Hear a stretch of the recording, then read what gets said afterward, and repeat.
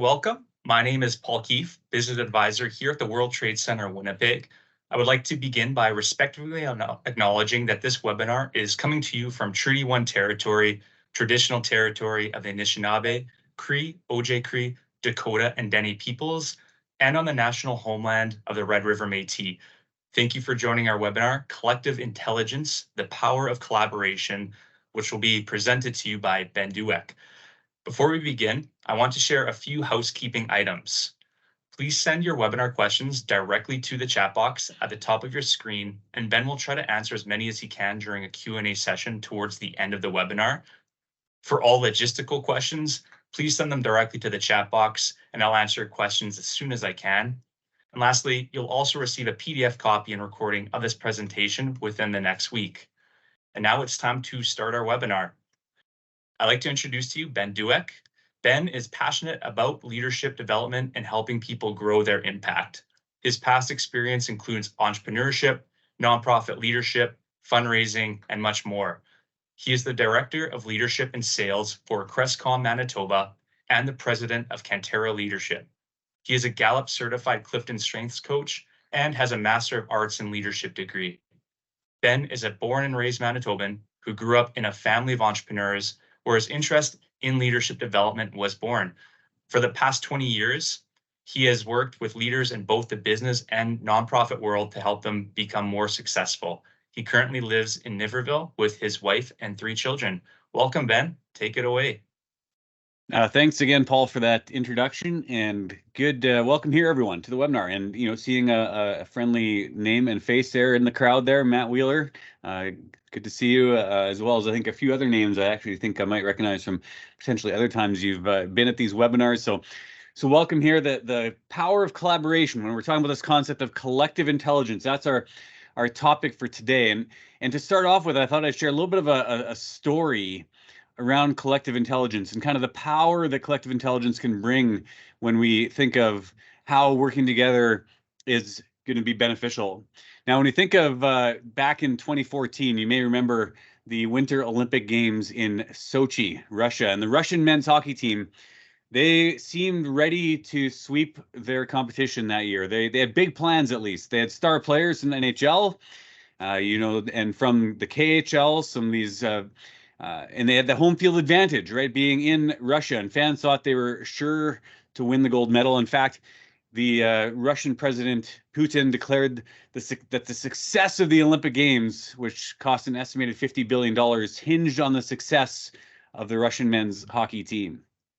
Not long into the tournament, though, it became clear that the team might not live up to those high expectations, and players who were high scorers on the professional teams didn't produce a single goal. And despite all of their resources, talent, and drive, the team was eliminated from contention before the medal rounds even began. And that final game that they lost in was actually defeated. They were defeated by the Finnish team, a previously undistinguished collection of mostly professional third and fourth line players. And the question was asked, how could this team have failed? And it's a big question. And if you take in contrast, 30 years prior to that, another team, the one that was deemed the Miracle on Ice back in 1980, it was a team made up of amateurs and collegiate players, and they actually were able to rise far above the expectations, and they were able to win the gold medal that year. So there's this distinction that we see between talented individuals and talented teams. And just because a team is full of talented individuals does not mean they will be a successful team. And this all aligns with recent research that has been put out around the idea of collective intelligence is a much stronger predictor of team performance than the ability of individual team members. And to keep on the sports theme, we know from Kareem Abdul-Jabbar, he says, one man can be a crucial ingredient on a team, but one man cannot make a team. And so when we're talking about this idea of collective intelligence, it's asking the question, how do we tap into the power of the people around us? How do we tap into the power of working together, collaboration? Now, we know we're wired for connectivity and working together with others. So, for example, think of this. Go through a little thought exercise with me on this. We know that our best and worst memories often share something in common. They involve people and they involve relationships. We know that our relationships can even influence us in ways that we often underestimate. For example, here's a fun one. We are 30 times more likely to laugh if there's someone else with us than if we are on our own. And we laugh more if we know people and if we like them. So just consider the last time you watched a comedy on your own versus the last time you watched a comedy with someone. When did you laugh more? Probably when you're with someone else. Consider how having a frustrating meeting late in the day impacts us. Right? We tend to transfer that frustration when we get home to our families. We actually tend to synchronize our moods with people around us. Happy people help us to be happier. Grumpy people, or grumpy kids, tend to influence us as well. In some research put out by Harvard Research Institute indicates that an increase of about $10,000 in annual income only increases happiness by 2%. But being around a happy person has a 15% chance of increasing our happiness. So this power of connection with people is huge. In fact, we know that over time, our diets and our exercise habits mimic our friends. So if your best friend is active, it nearly triples your chances of having high levels of physical activity. If your friend's on a healthy diet, up to 5 times as likely that you will also have a healthy diet. That's a stronger correlation than the diet your parents emulated when you grew up. We also know this stuff is fascinating. So I'm going to share a few more because I think this really paints a picture of collaboration and collective intelligence and the value of really understanding it. They did a study on married couples, and what they did is they put wounds on the couple's arms, like they scraped or scratched a wound on the arms of each person in the couple. And it took nearly twice as long for those wounds to heal for couples who reported having hostility in their relationship. So we know that when we are working well with others around us, it's more beneficial. When we are able to tap into the strengths that others have, we're able to see that synergy grow. So the question is, how can we do that? And we'll get to that today. I want to talk a little bit about this idea of what collective intelligence is. And really, collective intelligence includes a group's capability to collaborate and coordinate effectively. And this is often much more important for group performance than individual ability alone. And that makes sense when you hear all those stats I shared, and you could all think of stories that you've experienced where you've worked better together with someone because of how you got along with them and how that was able to help you be more successful. And you could also tell times in your past where perhaps you got put onto a group project with people that you did not work well with, and how that goes too. So as Paul introduced me, my name is Ben Dueck, and I do a lot of leadership development work. Part of that work is through Crestcom. Crestcom does leadership programs for companies from around the world. And a lot of this material that we're talking about here today is based on what we've been learning at Crestcom around how to build really productive and profitable workplaces. And so our learning objectives for today in the brief time we have together is we're going to understand collective intelligence and its role in organizational success. We're going to talk about 3 ways to build collective intelligence, and then kind of talk about some ways as to how do we practically make this happen? How do we foster collaboration and build that collective intelligence? This quote was from a few years ago, so I'm not sure, if it still would be accurate from this professor, Anita Woolley, but at that time she said the most important intelligence in the foreseeable is not artificial intelligence, but rather a collective intelligence that includes both people and computers. And this is where there is a major opportunity currently untapped by many organizations. So how can we grow that together? In fact, there was a study put out by Professor Woolley and another professor named Malone, and as well as a few other professors, and they gave subjects aged 18 to 60 standard intelligence tests and then assigned them randomly to teams, right? So randomly assigned based on not their intelligence, but they all had taken that intelligence test. And then each team was asked to complete several tasks, including things like brainstorming, decision-making, both 2 things that you probably see in your workplace fairly often, and also other things like visual puzzles. And they had to solve one complex problem. And then teams were given intelligence scores based on their performance. And though there were teams that had members with higher IQs on average, they did not earn higher team intelligence scores based on intelligence. They actually increased their scores based on the diversity of their teams, specifically the teams that have more women in them, as an example. So we know that things like group satisfaction, group cohesion, group motivation, none of that is correlated with specifically individual intelligence, but it's all related to how your team is able to work together. And we see examples of this in the real world. So I'll share a few examples of where collective intelligence in various forms can live itself out. So you see in Wikipedia, Wikipedia is based on the idea of collective intelligence, people gathering all of their value together and placing it in one location. Google uses a version of collective intelligence and how they do things like the Google Map system, for example, right, where you integrate the driving experience of all users to provide insights on traffic. So when you see on your Google Maps view that there's a red line coming up on your highway, that means that there's a lot of people that are going slower than average there. That's one way. I mean, it's integrating technology in there, but that's how Google integrates the idea of collective intelligence. Customer reviews. I don't know about you, but I read a lot of customer reviews before I buy something, especially around Christmas. Now, I know sometimes those reviews can be gamed, right? And never trust the Amazon reviews is what I've heard, but I still read them. That's collective intelligence. Lego. You might wonder, how does Lego have to do with collective intelligence? Well, one of the things that Lego does, it's through their concept or through their portal called Lego Ideas. And what they do is people all over the world are encouraged to submit their ideas for design, for products, and for other innovative ideas. And then once these ideas are approved, the community can vote to support the idea and to see it come to life. And if an idea reaches 10,000 votes, Lego will evaluate it internally and potentially add it to their brand of products. We see it in social media. The posts that get recognition, get comments, get likes, tend to, the algorithm likes those kinds of things. So we're tapping into each other's intelligence in those ways, or in social media, maybe lack of intelligence, depending on who you are.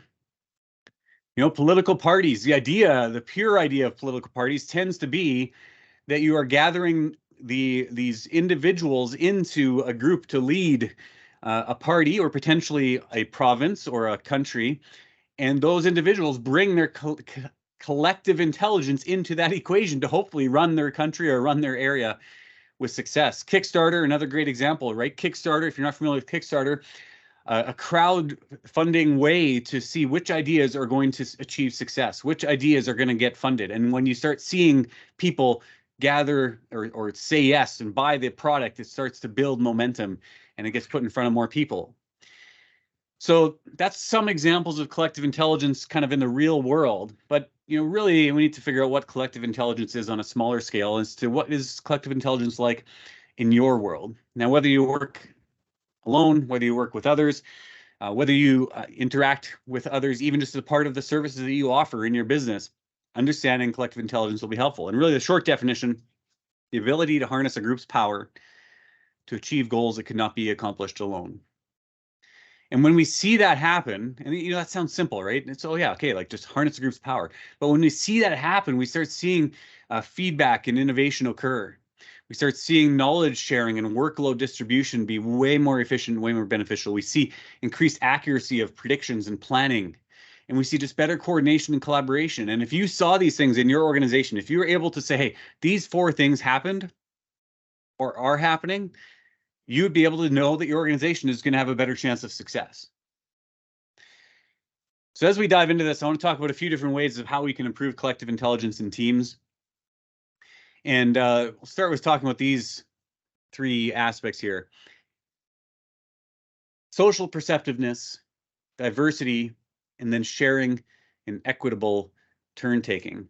So what do these mean? So let's talk about these a little bit, because these are all valuable ways that you can say, hey, let's take intentional steps on seeing this happen. So when I'm talking about it, social perceptiveness, really what it comes down to is the idea, another way of saying this might be even emotional intelligence, right? So it refers to the ability to make accurate interpretations and inferences about other people from their general physical appearances, verbal and nonverbal patterns of communication. So it's basically being able to read others well. When you think of things like facial expressions, tone of voice, hand gestures, and body position, all those kind of things, right? They're all parts of how people identify from higher levels of social perception. If they have higher levels, they pick on those things more quickly, and they know how to respond to those things. So when it comes to social perceptiveness, how can you grow that? within your teams. And I have a few things that I'll share a little bit later. But we'll look at this here. When you start seeing higher social perceptiveness, you start thinking things like team connectedness, communication, and engagement growing up. And really, it's relating to that emotional intelligence side of things. And one tip to grow emotional intelligence, here's a quick one for you. Stop responding immediately in a conversation. Have you ever noticed that when you're in a conversation with someone, you tend to be ready to talk as soon as they're done talking? Or even you're ready to talk halfway through what they're saying, right? It's like me and Paul having a conversation. I'm already ready to start talking halfway through. He's not even done a sentence and I'm ready to jump in. The science has said that if we are actually able to pause, even just for a second before we respond, it improves our ability to understand the other person. It improves their response to us because we appear, at least, that we're listening more attentively. And our response, our actual response afterwards, becomes more intelligent and more effective towards the conversation by just slowing down our response. Now, of course, with emotional intelligence, we see a number of other things in there. It's really about self-awareness. How do you become more aware of who you are and how you function in those situations? And then as you become more aware, it's managing that side of things. It's managing how you delay before you respond in a conversation, for example. And then it grows beyond that. After you have the self-awareness and self-management, then you want to be more aware of the social side of things, right? Where now you're starting to pick up on other people's cues. Because you can tell if someone's got their feet pointed towards the door, for example, and they're talking to you, maybe they're not quite as engaged with you as you thought they were. And you start picking up on those kinds of things. And as of course, you grow your relationship management as well. And then that's where you start to really grow and identify areas where you can you can change your communication style or adjust your communication style depending on who you're with. Sometimes you need to be more direct. Sometimes you need to be a little less direct in how you interact with others. So when it comes, this is just one of the things here around social perceptiveness. And of course, when we talk about communication, there's so many areas of communication that we could dive into. Beyond that one tip I gave you, I'll say one more thing around it, and it's the value of just listening more. We all have this advice monster that's inside of us, right? This advice monster that wants to just jump out and control the conversation or say, oh, but have you tried this? Oh, have you tried this? Have you ever found yourself saying that? Social perceptiveness and collaborative intelligence would say that we need to slow that down. We need to let our advice monsters get squashed down a little bit. In fact, the neuroscience says, this is interesting. I didn't have this in my notes, but it's really important to share here. The neuroscience says that when we give advice to someone, they've studied how their brains react when they're getting advice. When they are getting advice, they see very little, if any, brain activity kicking in when you're getting advice. When you're asked a question instead, then the brain fires up and starts building new pathways. So if you want to grow collective intelligence, that is one of the key things. Listen more, ask more questions, and you'll actually see people's brains fire differently. I mean, you won't see them fire differently, but they do. They do fire differently when that happens. Excuse me, I'm just getting over the end of a little bit of a cold here, so if I cough a few times, you'll have to forgive me.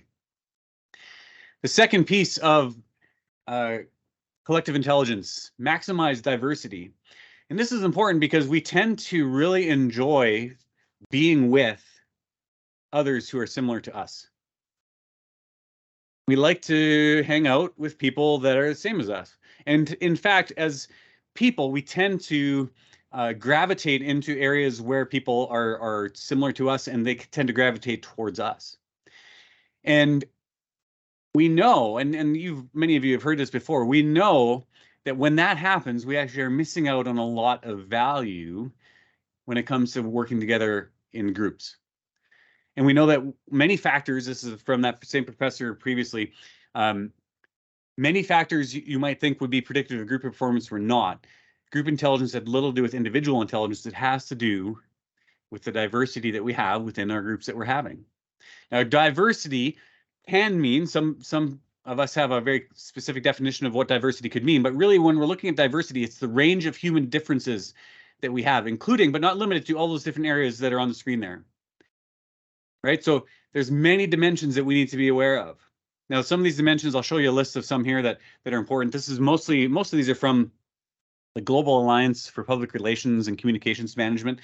I added a few more in there myself to flesh it out because I think some of these are really important. So, your profiles and your backgrounds, right? So if you're on a team and you all have the similar kind of a background and kind of where you come from, the perspective you bring can be very different. Opinions can be one area where diversity needs to be stretched. Again, we tend to get attracted to those opinions that we tend to be similar to, right? And that's social media is all designed around opinions, where you start only seeing the opinions that support your own opinion. That does not bring about good diversity. Diversity of skills. If there's something that you can do that I can't do, that's fantastic. We need to be able to bring that together rather than separating ourselves. Diversity of responsibilities. Sometimes you need to invite people in that are from different areas of your organization, even if their responsibilities aren't the same. One of the clients I was working with, they were wrestling through this and they had a disconnect between the customer experience and what was happening in the shop in the back. And there was a disconnect, but they never connected the people in the front with the people in the back to talk about how to bridge that gap. There was just tension within the organization, even though the people in the front, their responsibility was customer facing. People in the back, they were supposed to deliver on the expectations of the product, and yet they never came together to try to talk about, hey, how do we overcome this struggle that keeps showing up here? Well, that's not your job. That's my job. Have you ever heard that in your organization?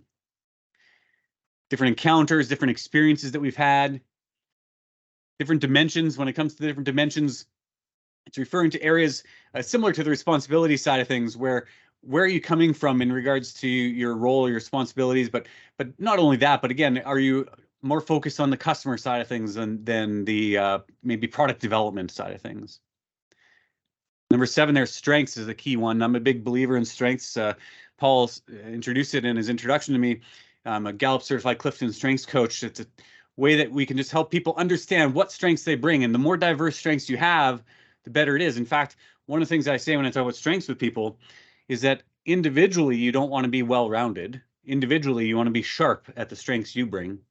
As a team, that's where you want to be well-rounded. So when you bring other people together with different strengths, and then cognitive ability as well. Diversity and cognitive ability can provide different perspectives as well. So the good question for you to consider is where does your team or where does your organization lack in terms of diversity? Maybe it is in some of those areas, this previous screen, maybe it's some of these. Maybe it's some of the other areas that comes to mind that aren't on here. But where do you think that you lack? Do you find yourself surrounded by people that are just like you? That doesn't tap into the idea of collective intelligence. I want to quickly highlight, I know I put that on a previous screen here. I talked about cognitive ability, and really it's cognitive diversity is what we're trying to strive towards. And there's 3 different types of cognitive cognitive diversity approaches. So here's some examples of what you might see within how people process information and how they think through information. So you might see people who are more verbalizers. They tend to learn and share through descriptive language. And those are the people who tend to really like just talking through things, maybe sharing some metaphors, or just like they tend to talk a lot. So you might have them in a meeting and they just kind of talk, right? And sometimes you need to learn how to tone those people down, but that's the value that they can bring. And talking through it really helps them provide, helps them to feel valued, and also helps them to bring their value into the conversation. We have kind of more of those spatial visualizers. That can be more people who are more analytical, for example. Might be people who are stronger with data and math and details and those kind of things. They want to see the numbers, right? They want to see, oh no, like, do you have that on a spreadsheet for me? Because if you have it on a spreadsheet, then that's good. And so we want those kind of people in there to bring that value.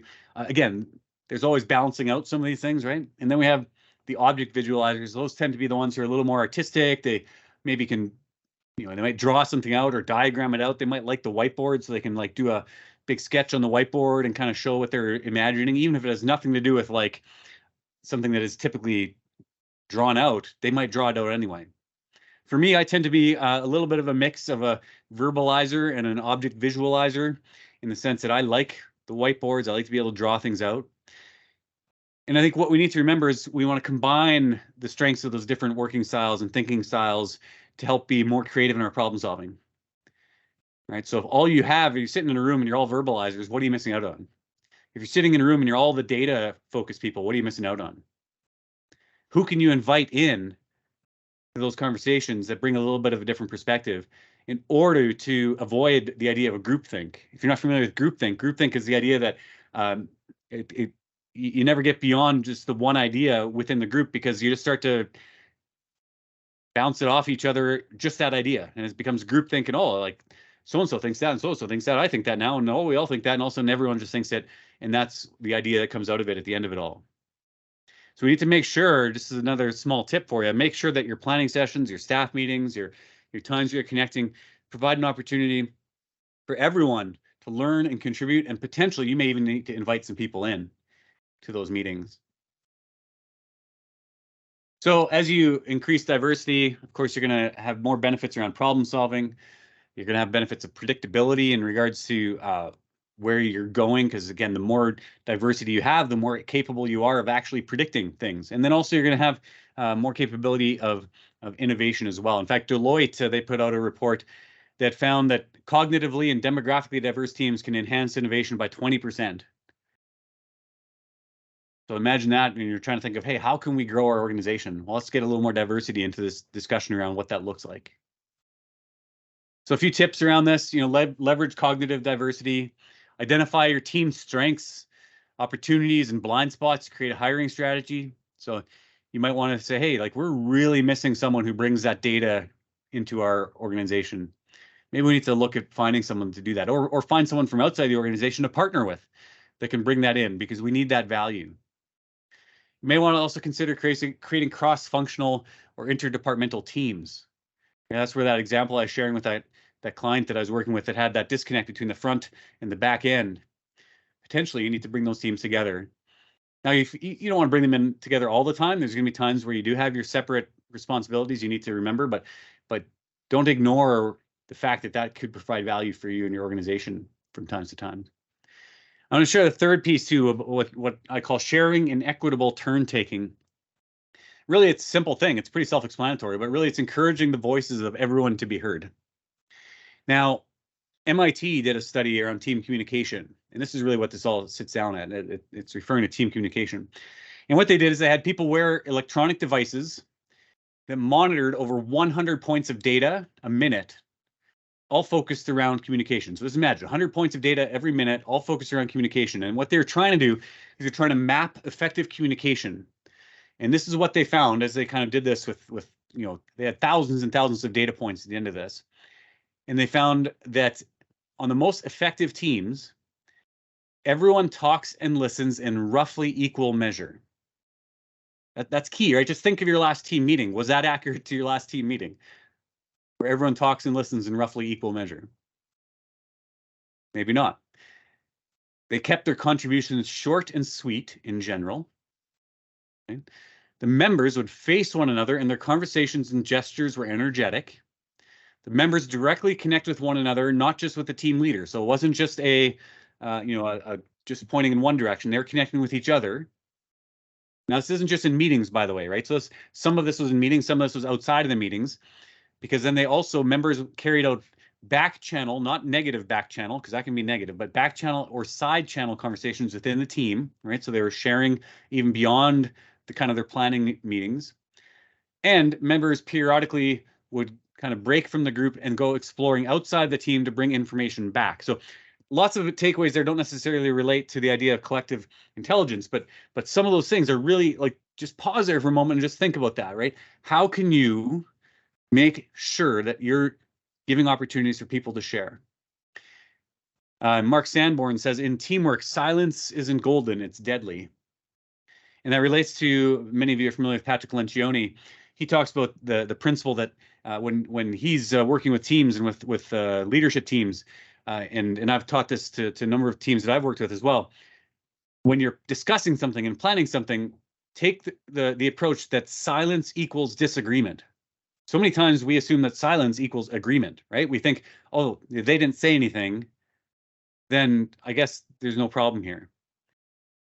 It's a much different approach to say, oh, they didn't say anything. I'm going to equate that with disagreement. I better ask them what they actually think. So if Paul and I were having a discussion and he wouldn't say anything, I'd be like, hey, Paul, like, before we move on, what do you think of that? And then that gives him the opportunity to say, yeah, no, I'm good with that. Or, no, I actually disagree. Here's what I think instead. And so hugely valuable for making sure you just pause and do that. So a few benefits, of course, confidence and competence. It grows up as you allow people to share and allow people to speak. Engagement goes up, creativity and problem solving. So what you want to do is you want to make sure you're inviting people to the table. Avoid listening to the loudest voice. You've probably all caught yourself doing that or seen your organizations doing that. The loudest people often get their way. We're going to encourage communication across hierarchies. So what's the communication protocols in your organization right now? Right? How often do you let others in, whether they're supposed to know about it or not isn't the key thing, but how often do you just let people know, hey, this is what's going on over in my department. Hope it's going okay in yours. Let me know if you have any questions. Another option you might want to consider is conducting open invite problem solving meetings. Hey, we're going to be talking about our customer service problem. Whoever wants to join us, let's grab lunch together to talk about that. And I really like this last one. I mentioned already, create the policy that silence equals disagreement. Whether you call it a policy, that sounds very official, but create that kind of at least mindset for yourself. If you're involved in a team or leading a team, that you may want to take that approach. And then that just forces you to just ask everyone, hey, what do you think? What do you think? What do you think? Now, in the midst of all this collective intelligence, I want to cover a few obstacles that might come up. I've already talked a little bit about groupthink.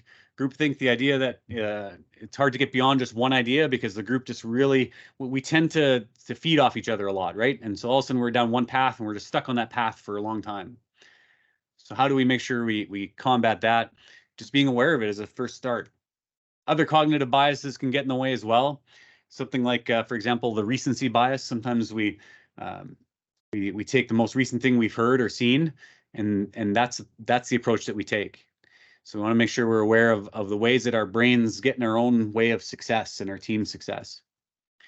We also have a lack of diversity and participation. We've talked about that. Some outdated systems and poor data, especially for anyone here in the room that really loves the data side of things, right?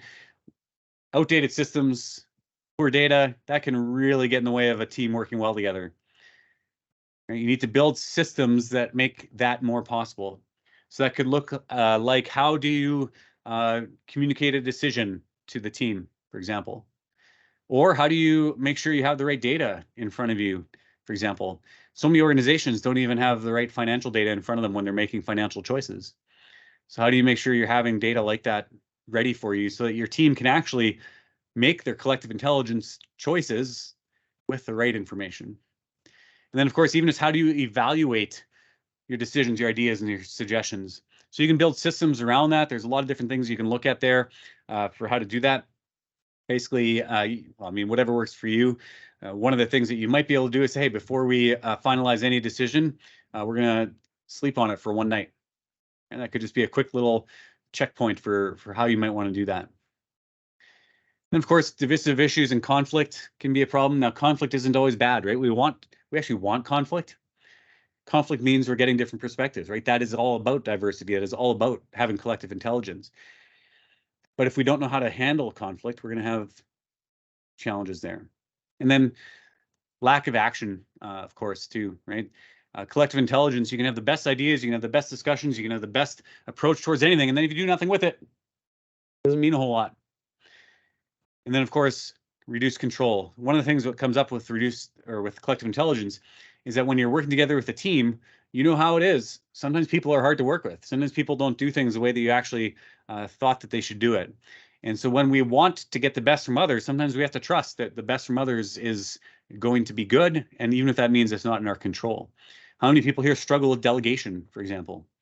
Delegation, if you're a poor delegator, that probably is a sign that you're not tapping into kind of that group collaboration, collective intelligence kind of dynamic. Learn how to delegate effectively. So there's a bunch of, let's see, we've got a few minutes left. Okay, I'm going to blitz through a few things here with you, but just to give you a few more tips and tricks and techniques. When you're talking about fostering collaboration, just want to quickly highlight these 5 things. I'm going to go through them actually one by one here, so you don't need to read this whole page here. But when you think about team norms and expectations, so what I mean by team norms, every team has norms. So when you're trying to build collaboration, or when you're on a team, a norm is the unspoken or spoken ways that we operate.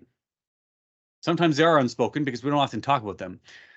The clearer we can be, and clearer we can be on actually speaking them, and not only just speaking them, but actually creating them, you're going to have much more powerful collaboration within your team, because people understand, how do we communicate? How do we handle conflict? What are our systems for accountability? So when you're talking about how you're going to build teams norms, here's a few things you can do. Just, choosing a preferred communication method. You might want to say, okay, for these types of topics, these are always going to be via email. For these kind of things, we got to go meet in person for this kind of thing, whatever those might be for you. We want to describe acceptable types and behaviors and types of behaviors and attitudes, for example, too. That could be another team norm. You could say something like, we will always blank, or we will never blank. What is that blank? We will always dig into that conflict piece into the meeting without just ignoring it.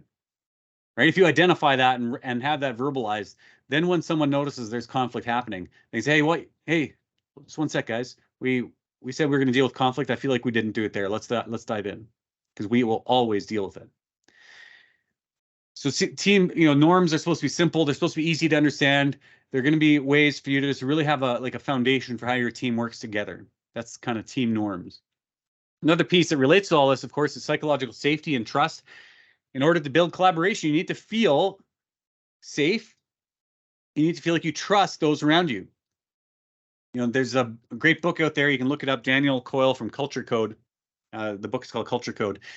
He refers to this idea of psychological safety, and the most effective teams, and kind of go through that pyramid that's on the screen there. And that safety piece is the foundational piece of that.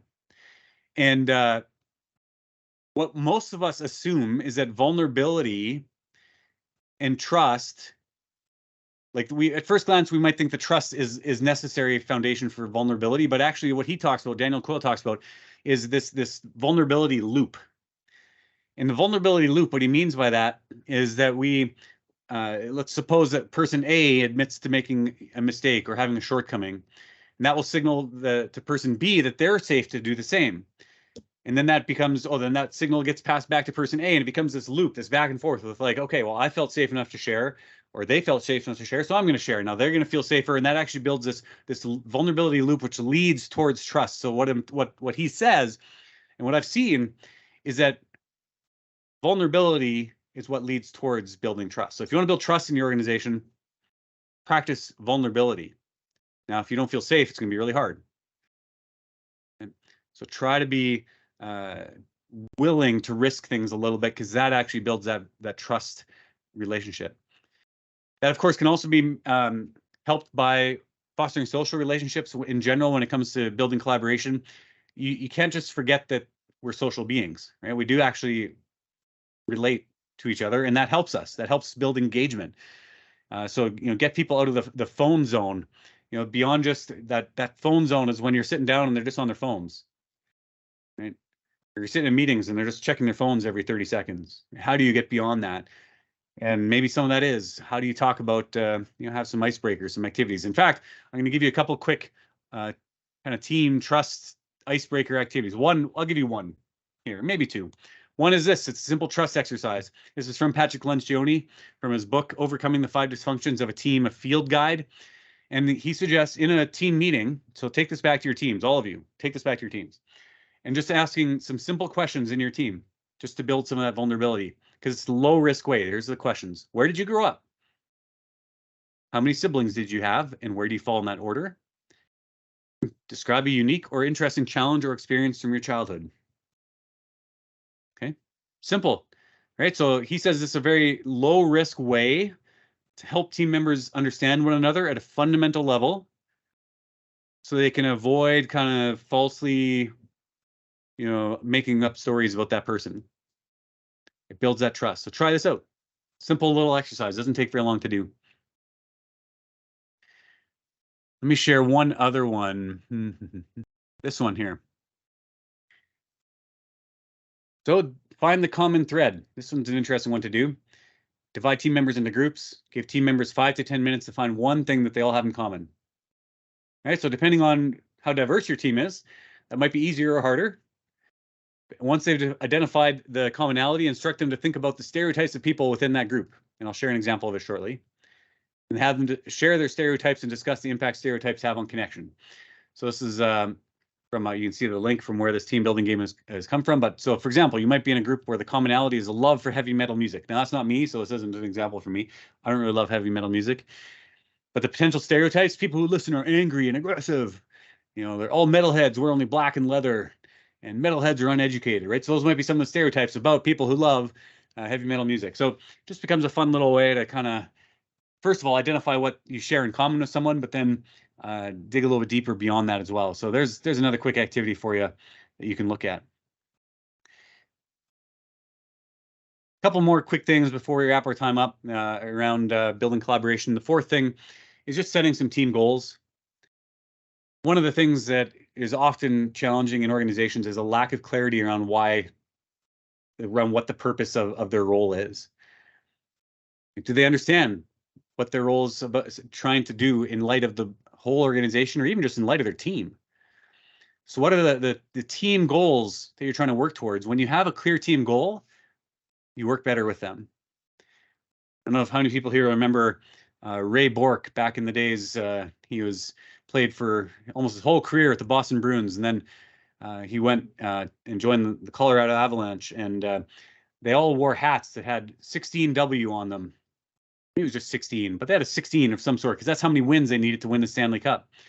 And everyone's goal is to win the Stanley Cup in the NHL, right? It's not like that's a brilliant goal, but that clear, specific way of viewing that goal helped that team to collaborate together and work together to accomplish that goal for Ray Bourque. And then leverage your individual strengths is the fifth one. This is where I talked about it a little bit earlier. You can conduct a team strength inventory. I saw that Paul put the link to that in the chat, the Clifton Strengths Assessment. It's one of the most helpful tools that I've found around trying to identify what people bring to the table.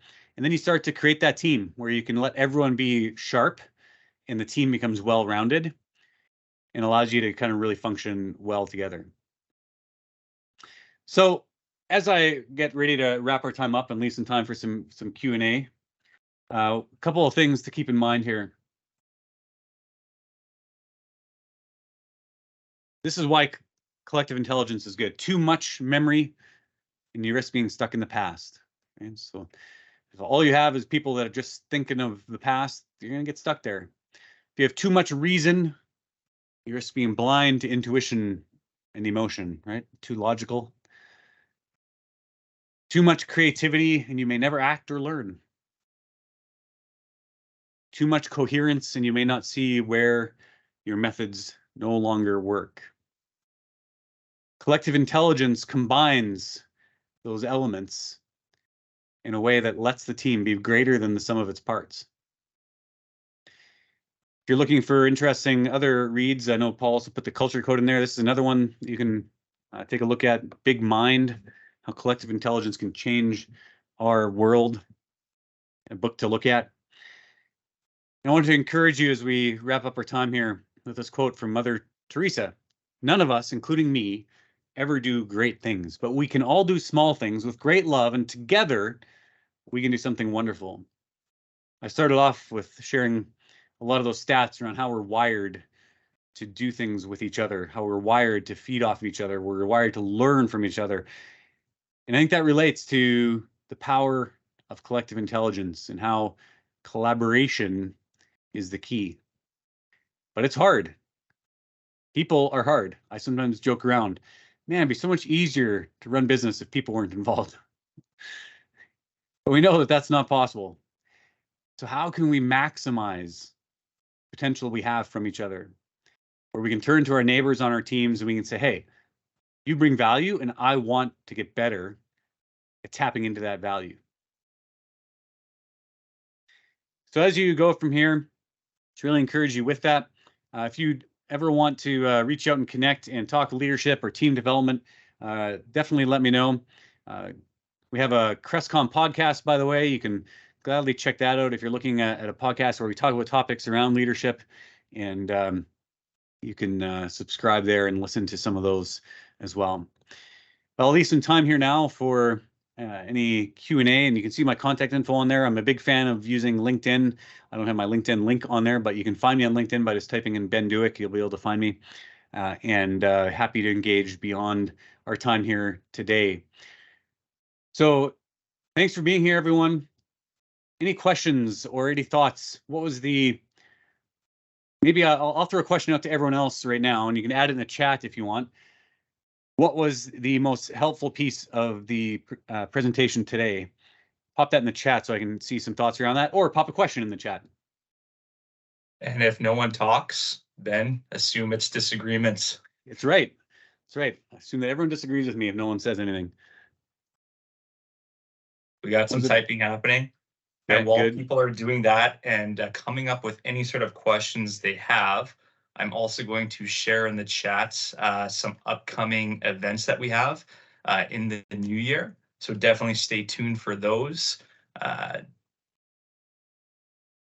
We got one comment, couple comments coming in. Here. Yeah. Can you see those there, Ben? Perfect. Yes, I got the chat open here. So yeah, good. Almost all the content is a great reminder. Yeah, benefits of collaboration.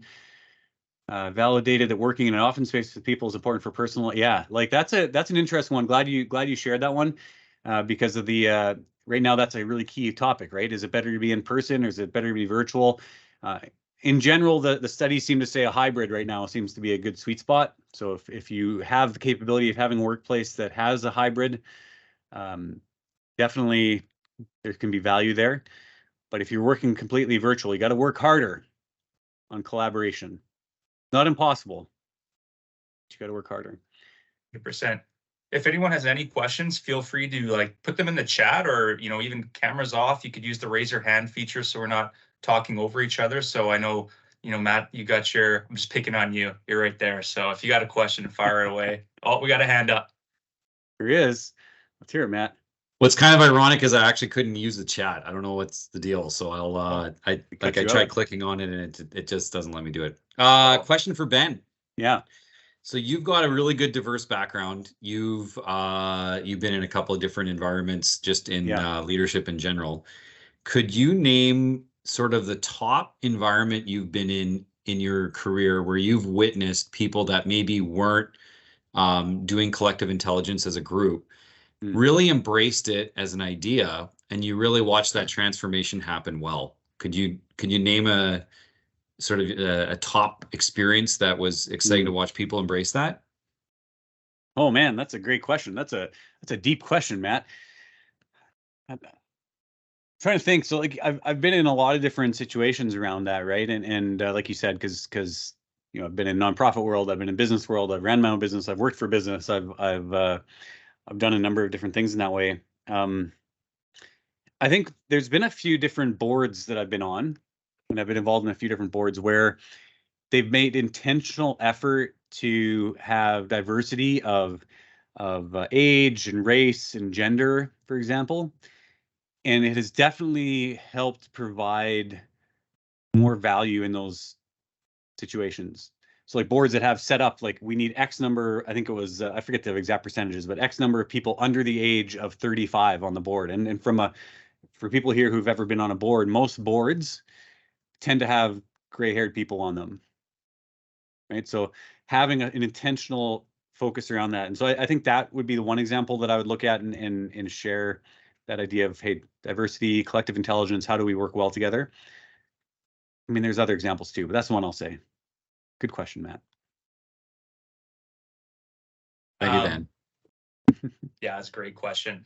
Yeah, Ben, I think you alluded to this a little bit earlier in the presentation, but just kind of again, what usually gets in the way of leaders from practicing, collective intelligence and doing so intentionally? I mentioned you brought up groupthink, but are there any other things that you see pop up? Yeah, I think one thing that I probably didn't highlight enough, and this is kind of the one of the first things that I would say to any leader who's saying, "Hey, like, how do I become a better leader?" Because collective intelligence is just one piece of being a better leader, but I think it's just really diving into that self-awareness piece. Like, I think most of us are way less self-aware than we think we are. We overestimate how good we are at things, like communication, for example, and underestimate how poor we actually are at it. And so I think self-awareness forces us to then be aware of where we need to bring others in and where we need to be like, oh, like, I really need to bring Paul into this discussion because he brings this value that I thought I brought or I thought I was amazing at, but really bringing Paul in will help. Even if I am amazing at it, I need to bring Paul in to help magnify how amazing I am because he's also amazing, right? And brings a little bit of a diverse perspective. So self-awareness, I think, is the biggest thing. We're all worse at leading than we think we are, everyone. Sorry. Yeah, I think that's a great tip. And for anyone who hasn't done the Clifton Strengths Assessment, I have done it and it's awesome. I think the great thing about it is once you know your core five, your top five strengths, and you realize like, hey, those other ones, they're still important, they have value, but you get to focus on those things that you do well at. And then when you outsource and you look to who else can help you fill in those gaps that you're not necessarily strong at, you become more productive, you become more focused, you reduce your risk of burnout, you become a better leader because you're just leaning into those strengths. So just want to, on a personal, let people know, like, if you haven't done it, do it. It's awesome. And Ben's fantastic at coaching you through how to actually integrate it, because it is one thing just to read about your top strengths, but how to actually, apply it is a whole other thing. Yeah, appreciate you sharing that, Paul. Definitely, if anyone's interested, they can always reach out and let me know. Happy to talk about what that looks like. Yeah, 100%. Okay, if there's no other questions, we will wrap it up there. Thank you so much for everyone tuning in today. Ben, another great session. Loved it. Hopefully we get you back in the new year. Wishing everyone happy holidays. And yeah, thanks again. Have a wonderful rest of your day. Thanks, everyone. Thanks for joining us. Okay, take care.